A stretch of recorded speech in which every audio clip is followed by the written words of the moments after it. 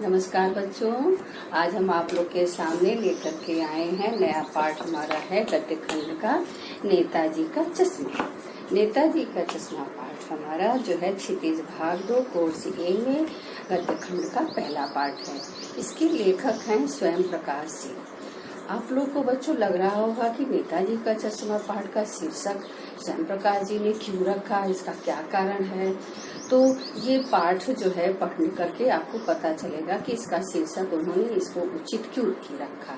नेताजी का चश्मा ही शीर्षक को इन्होंने क्यों चुना, तो उसका कारण क्या हो सकता है। जैसे कि आप लोग को बता दें, नेताजी कौन हमारे थे, किसको कहते हैं हम लोग नेताजी? सुभाष चंद्र बोस जी को। तो ये सुभाष चंद्र जी के बोस जी के बारे में यहाँ पर लिखित है। तो बच्चों, आपको पाठ का सारांश पढ़ाने से पहले चलते हैं लेखक परिचय की ओर। लेखक परिचय। हाँ बच्चों, तो हम चलते हैं नेताजी का चश्मा पाठ के लेखक स्वयं प्रकाश जी के बारे में बताने आपको। स्वयं प्रकाश जी हिंदी के कहानीकार हैं।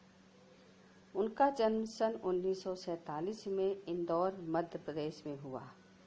उन्होंने मैकेनिकल इंजीनियरिंग की शिक्षा प्राप्त की और नौकरी के लिए वे एक औद्योगिक प्रतिष्ठान में नियुक्त होकर राजस्थान आ गए। उनका अधिकांश समय वहीं राजस्थान में ही बीता। अब वे स्वैच्छिक सेवामुक्ति लेकर भोपाल में रह रहे हैं। स्वैच्छिक मतलब अपनी इच्छा से सेवा मुक्त होकर के भोपाल में रह रहे हैं। आजकल वे वसुधा नामक पत्रिका के संपादक मंडल में हैं। और हमारे स्वयं प्रकाश जी की जो रचनाएं हैं, इनकी रचनाएं समकालीन कहानी के चर्चित कहानीकार हैं। उनके 13 कहानी संग्रह प्रकाशित हुए हैं और कुछ प्रमुख संग्रह इस प्रकार हैं, जैसे सूरज कब निकलेगा, आएंगे अच्छे दिन भी, आदमी जात का आदमी, संधान। ये इनके कुछ कहानी संग्रह हैं। उपन्यास है इनके बीच में विनय, ईंधन, ये इनके उपन्यास हैं। इनकी रचनाओं पर उन्हें पहल सम्मान, बनमाली पुरस्कार, राजस्थान साहित्य अकादमी पुरस्कार आदि प्राप्त हो चुके हैं। इस तरह से इनकी रचनाओं में इन्हें ये पुरस्कार प्राप्त हो चुके हैं। एक बनमाली पुरस्कार, दूसरा राजस्थान में साहित्य अकादमी पुरस्कार से सम्मानित हो चुके हैं। इनकी साहित्यिक विशेषताओं में हम आते हैं बच्चों। इनका जो है स्वयं प्रकाश मध्यवर्गीय जीवन शैली के कुशल चित्रण करते हैं। इनकी कहानियों में कस्बाई बोध बड़ी सजीवता से प्रकट हुआ है। वे देशभक्ति की नारेबाजी के विरुद्ध सामान्य मनुष्य के आचरण में देश प्रेम देखना चाहते हैं। इनकी कहानियों में जाति भेदभाव के विरुद्ध आक्रोश दिखाई देता है। और इनकी भाषा जो है, इनकी भाषा शैली में इन्होंने क्या किया है कि अपने विषय संसार के अनुरूप इन्होंने किया है भाषा शैली को। वे वर्ण विषय का ऊपरी वर्णन करने की बजाय सूक्ष्मता पर अधिक ध्यान देते हैं।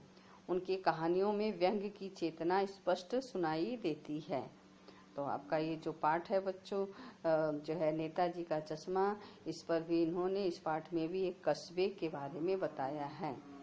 इसमें कस्बे में क्या क्या होता है और नेताजी के विषय में बताया है कि नेताजी की मूर्ति में क्या दिखाई दिया उन्हें। तो इस तरह से बच्चों, ये आपने जाना लेखक परिचय। अब हम आ जाते हैं। हाँ तो बच्चों, हम चलते हैं पाठ के सारांश की ओर। पाठ के सारांश में हमारे जो लेखक स्वयं प्रकाश जी ने लिखा है, लेखक जो है यहाँ पर इन्होंने बताया है कि सुभाष चंद्र बोस की कस्बा रहता है, कस्बे में एक चौराहा रहता है, चौराहे पर सुभाष चंद्र बोस जी की मूर्ति लगी रहती है। तो उस मूर्ति पर जो है चश्मा जो रहता है वो रियल का चश्मा लगा रहता है और मूर्ति जो है सुभाष चंद्र बोस की रहती है। हालदार साहब हर कंपनी के काम से वहाँ पर हर 15वें दिन कस्बे में जाते रहते थे और हालदार साहब, यहाँ पर लेखक ने अपने आप को कहा है, उन्होंने अपना नाम जो है हालदार साहब नाम से संबोधित किया है।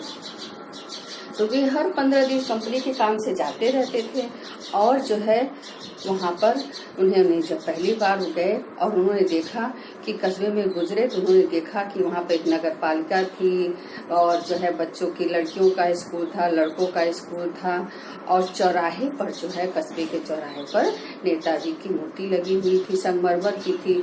और मूर्ति को देख करके लेखक को ऐसा लगा कि जैसे इस मूर्ति को बनाने में किसी मूर्तिकार को आनंद फानन में दे दिया गया हो और मूर्तिकार ने बना दिया हो, और ये मूर्तिकार यहाँ के विद्यालय का कोई ड्राइंग मास्टर होगा और जिसे यह काम दे दिया गया होगा।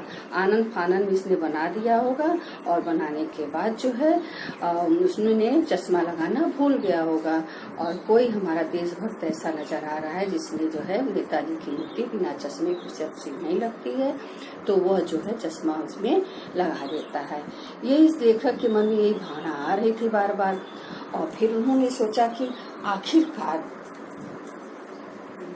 हाँ तो बच्चों आप लोगों ने, मैंने बता रहे थे आपको कि किस तरह से कैप्टन चश्मे वाले की मूर्ति पर वो जो है चश्मा बदला जाता था। आखिर ये कौन था जो मूर्ति पर चश्मा बदलता था? यहाँ पर हम आपको बताना चाहेंगे कि मूर्ति पर चश्मा बदलने के लिए हमारा एक कैप्टन चश्मे वाला था जो मूर्ति पर हमेशा चश्मा बदल देता था। तो लेखक को ये बड़ी उत्सुकता थी, तो उन्होंने सोचा था किससे हम पूछे, लेकिन लेखक को बाद में पता चला कि कोई कैप्टन चश्मे वाला है जो मूर्ति पर हमेशा चश्मा बदल देता है। चलिए, उसी चौराहे पर एक पान वाले की दुकान थी। पान वाला था, मोटा सा, काला सा, उसकी तोंद निकली हुई, जब वो हंसता था तो उसकी पत्ती सी बाहर आ जाती थी। तो एक दिन लेखक ने सोचा कि अरे ये क्या बात है भाई, इस मूर्ति पर चश्मा कैसे बदल जाता है, क्या कौन बदलता है? पान वाले साहब के मुंह ने पूछ ही लिया कि कल तो हमारे इसमें ने देखा था एक चौड़े फ्रेम का चश्मा था, आज कुछ अलग फ्रेम का चश्मा है। ये तो पान वाले ने बताया कि अरे भाई, इस मूर्ति पर चश्मा बदलने वाला है एक कैप्टन चश्मे वाला है, वही जो आता है वही हमेशा चश्मा बदल देता है।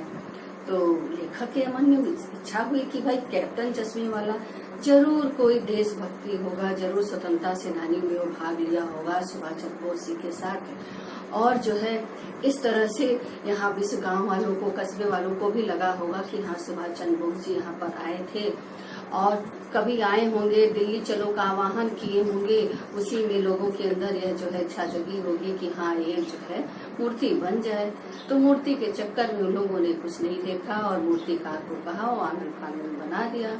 और जो कैप्टन चश्मे वाला है वो देश प्रेमी है, वो देशभक्त है, और उसके मन में जो है नेताजी की मूर्ति बिना चश्मे की अच्छी नहीं लगती थी। तो वह क्या करता था, प्रतिदिन आता था और मूर्ति पर चश्मा बदल देता था। तो एक दिन जब लेखक ने फिर पान वाले से पूछा कि भाई ये कैप्टन चश्मा वाला कौन है, क्या वो स्वतंत्रता सेनानी है, क्या वो नेताजी के साथ स्वतंत्रता सेनानी में भाग लिया था, क्या वह जो है एक देश प्रेमी है? तो पान वाला बड़ी तेज से हंसा और हंस के कह रहा है कि वो लंगड़ा क्या जाने, वो लंगड़ा क्या जाने, जो है वो क्या जाएगा देश में वो लड़ाई करने के लिए, वो लंगड़ा कैसा देश प्रेमी। ऐसे करके उसका मजाक उड़ाया और यह देख करके उनको लेखक को अच्छा नहीं लगा। उन्होंने, उनके अंदर उत्सुकता जगती थी और वो न चाह करके भी वहाँ मूर्ति की तरफ उनकी निगाह पड़ जाती थी।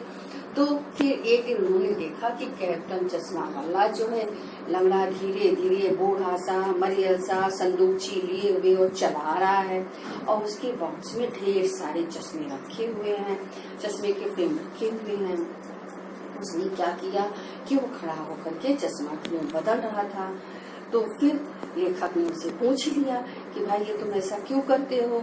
तो फिर उस बूढ़े ने कहा कि इससे साहब मेरा चश्मा भी बिक जाता है, खरीदार आते हैं, ग्राहक आते हैं और उनको देख कर वो देखते हैं और चश्मा पसंद कर लेते हैं और खरीद लेते हैं। और हमें जो है नेताजी की मूर्ति बिना चश्मे की नहीं अच्छी लगती है, इसलिए हम इस मूर्ति पर हमेशा चश्मा बदलते रहते हैं। मेरी रोजी रोटी भी चलती है चश्मा बिक्री हो जाने से, और नेताजी की मूर्ति भी अच्छी लगती है, अधूरी नहीं दिखती है। बिना चश्मे की इनकी मूर्ति क्या दिखती है? अधूरी दिखती है। यह देख करके जब लेखक ने ऐसी उनकी बातों को सुना तो उन्हें बहुत अच्छा लगा और उन्होंने क्या किया कि ऐसे देशभक्त की भावनाओं को देख करके उन्हें बहुत अच्छा लगा और वे फिर ड्राइवर से कहे अच्छा गाड़ी आगे बढ़ाओ, और ड्राइवर गाड़ी लेकर आगे लेकर चला गया। बच्चों अब हम आपको बताते हैं इस कस्बे में क्या क्या सुविधाएं थी। कस्बे में के लिए जो है ओपन सिनेमा थिएटर भी था, नगर पालिका भी थी, बहुत सी चीजें ऐसी थी। इस तरह से वहाँ पर एक दिन क्या होता है, हमारे लेखक जो है वहाँ से गुजरते रहते हैं और देखते हैं कि मूर्ति को उस पे जो है मूर्ति पर चश्मा नहीं लगा था। यह देख करके लेखक की आंखें भर आई।